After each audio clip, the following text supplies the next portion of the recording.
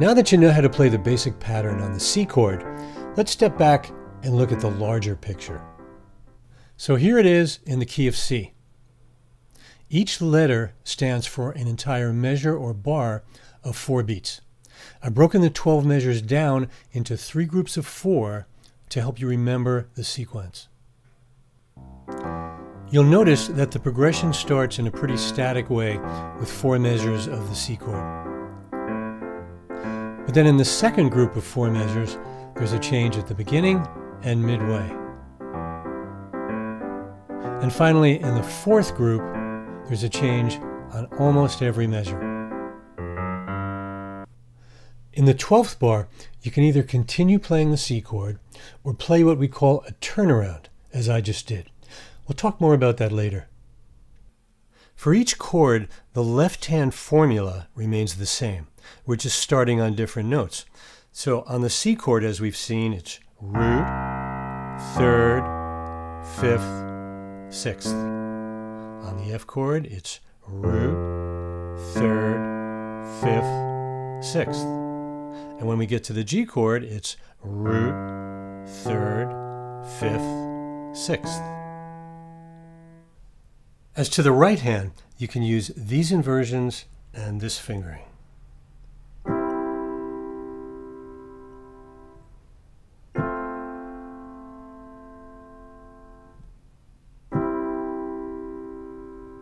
And just before you go to the G chord, change fingering like this to make that transition easier.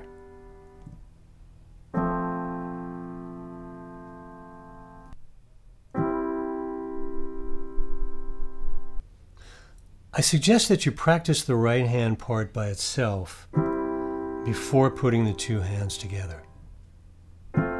Just play each chord one time, as I'm doing right now, except for right here where that change of fingering happens, where you play the chord twice. So just keep running through the whole progression like this until you're really comfortable making all the transitions. Now, as you work your way through the progression, your biggest challenge will be handling the chord changes. In other words, moving from one chord to the next smoothly. But there's a secret to it, and it has to do with the fact that the left hand has the harder task. While the right hand remains basically in the same place, the left hand has to slide up several notes to get to the F chord. So the left hand is going from here up to here, while the right hand is pretty stationary. So what does this mean? It means that you need to give your full visual attention to the left hand. And how do you do that? By learning to play the right hand part without looking at it. Now, it's not as hard as you might think, because the fingering we're using keeps your pinky in place over the F, and the second finger stays anchored on the C. So practice the right hand part alone, going back and forth between the 2 chords without looking. When you can do that easily, you can give your full attention to the left hand where it's really needed. So practice going back and forth between the 2 chords, hands together. When you can make the change easily from the C chord to the F chord, you're really all set to play measures 1 through 8, which involve only those 2 chords. Then practice playing the transition from the C chord in measure 8 to the G chord in measure 9. Remember to change fingering on the C chord to prepare for the G chord. Now, the last several measures will no doubt require the most practice of all, because the chord changes are more frequent. I think you'll find the fingering I've suggested to be a big help. Now, the 12th and final bar serves the function of getting us back to the first bar, because that's the usual structure of this type of song. Each verse simply repeats the entire 12-bar progression. And in that 12th bar, you can do one of 2 things. You can repeat the 11th bar, like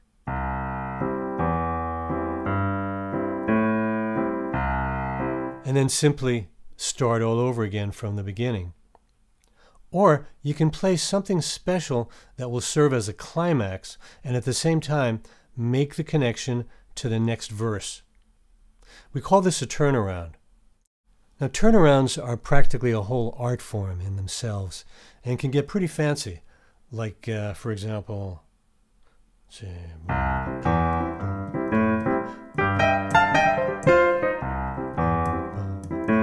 and so forth.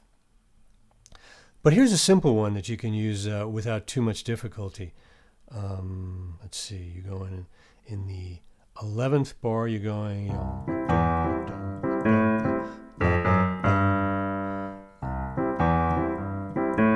so you go 1, 2, 3, 4, and that takes us back to the beginning.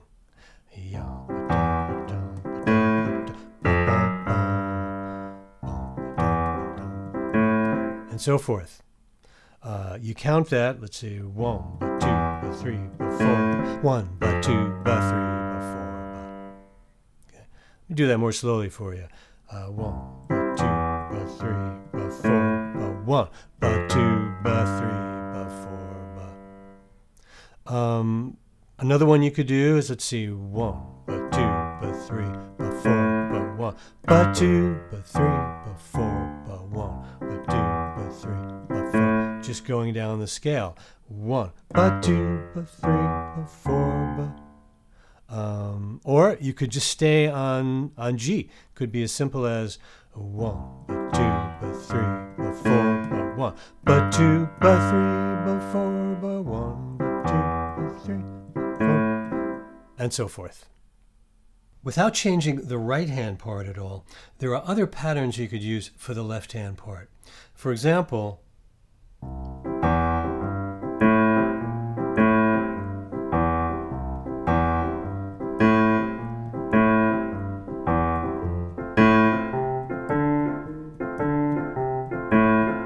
and so on. Or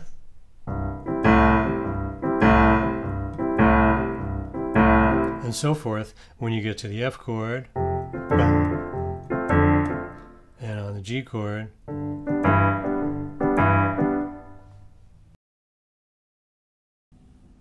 You've probably noticed, by the way, that I'm doing something special with the left hand to emphasize the rock feel or groove.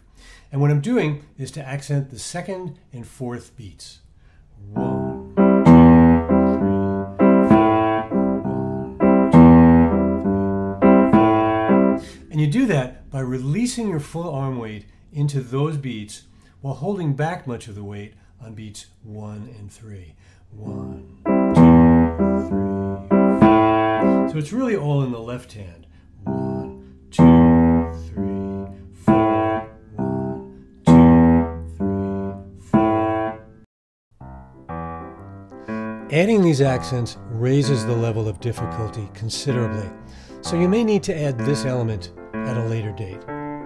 I hope you've enjoyed these lessons in the Blues Shuffle and are getting some good mileage out of them. Till next time, this is Bruce Siegel for drkeys.com.